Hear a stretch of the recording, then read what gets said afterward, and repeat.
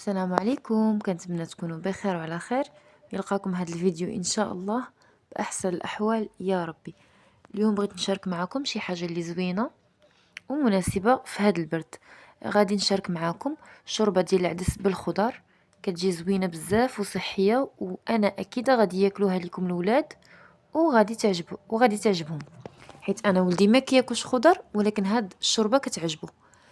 وغادي نشارك معكم الفوكاشيا الايطاليه، كتجي زوينه بزاف بزاف وخفيفه، وهاد الوصفات بجوج غادي ينفعوكم في رمضان بزاف بزاف.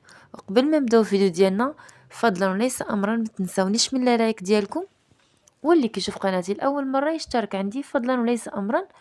وما فيها حتى شي مشكل الا خليتوا لي شي تعليق صغيور واخا غير بايموجي.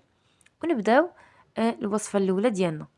هنا فخذوا بول او اي حاجه وخدموا بها. انا غادي ناخذ جبانيه ديال الدقيق وجبانيه ديال الماء اللي دافي شويه غادي البروده، معلقه صغيره ديال الخميره ديال العجين، راس المعلقه ديال العسل، معلقه صغيره مع مراش ديال الملحه، 3 معالق ديال زيت الزيتون.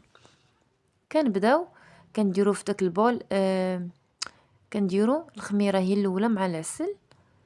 وديما ما تكثروش الخميره في هذه الوصفه، حيت كتبغي تختمر بالاختمار البطيء، حيت دابا غادي نعجنوها وغادي نخليوها واحد 3 سوايع على الاقل.